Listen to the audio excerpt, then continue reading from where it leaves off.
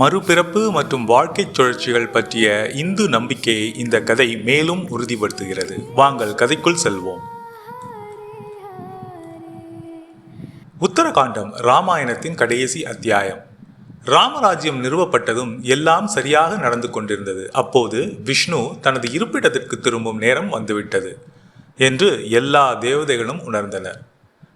யமராஜனை அணுகினார்கள். யமராஜனும் பல முறை முயன்றும் ராமரை அணுகி அவரது உயிரை பறிக்க முடியவில்லை. ஏனென்றால் அனுமன் ராமரின் உயிரை காப்பாற்றிக் கொண்டிருக்கிறார்.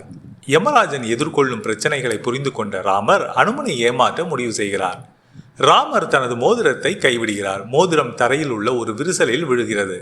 அப்போது ராமர் அனுமனிடம் சென்று மோதிரத்தை எடுத்து வரச் சொல்கிறார். அனுமன் தனது பெரிய உடலை ஒரு ஈ போல சிறியதாக மாற்ற முடியும். அதனால் அவர் விரிசலுக்குள் குதிக்கிறார். அவர் பாதாள லோகத்தை அடையும் வரை விரிசலை பின்தொடர்கிறார். அவர் பாதாள லோகத்தை அடைந்ததும் பாம்புகளின் ராஜா அவரை வரவேற்கிறார். பாம்புகளின் ராஜா வாழ்க்கை மற்றும் மரணத்தின் இரகசியத்தை அறிந்திருக்கிறார். அவர் ஹனுமனிடம் என்ன தேடுகிறீர் என்று கேட்கிறார். அதற்கு அனுமன், நான் அனுமன், ராமரின் மோதிரத்தை தேடுகிறேன் என்று கூறுகிறார். என்னுடன் வா, நான் உனக்கு மோதிரம் தருகிறேன் என்கிறார் அவர். ராமரின் மோதிரங்கள் நிறைந்த அறைக்கு அனுமனை அழைத்து செல்கிறார். மேலும் அங்குள்ள மோதிரங்களில் ஒன்றை எடுத்துக்கொள்ளும்படி சொல்கிறார். அனுமன் ஆச்சரியப்பட்டு, இவ்வளவு மோதிரங்கள் எப்படி இங்கே இருக்க முடியும் என்று கேட்கிறார். ஒவ்வொரு மோதிரமும் ஒரு கால சக்கரத்தை குறிக்கும் என்றும் ஒவ்வொரு சக்கரத்திலும் ஒரு ராமனும் அனுமனும் இருக்கும் திரேதா யுகம் உள்ளது என்றும் ஒவ்வொரு முறையும் ராமர் தனது மோதிரத்தை கைவிடுவார் என்றும் ஒரு குரங்கு அவரது மோதிரத்தை தேடி பாதாள லோகத்திற்கு வரும் என்றும் குரங்கு பூமிக்கு திரும்புவதற்குள் ராமர் போய்விடுவார் என்றும் கூறுகிறார்.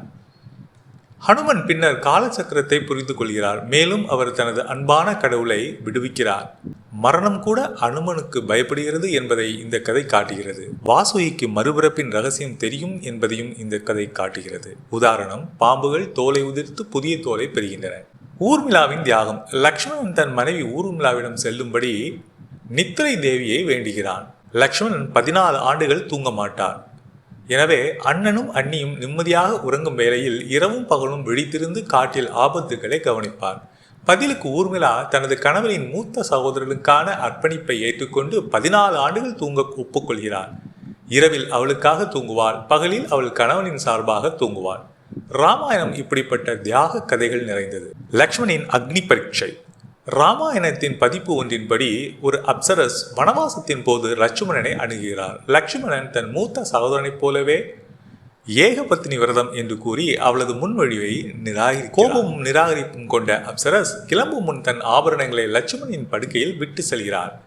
அப்போது சீதை குடிசைக்குள் வந்து லட்சுமணின் படுக்கையில் மற்ற பெண்களின் நகைகளை காண்கிறாள். அவள் லட்சுமணியின் கற்பை கேள்வி எழுப்புகிறார். கேள்வி கேட்பதில் வெட்கப்படும் லக்ஷ்மணன் தான் இன்னும் தூய்மை என்பதை நிரூபிப்பதற்காக தீயின் வழியே நடக்கிறார். இப்படியாக செல்கிறது கதை. ஜெய் ஸ்ரீராம்.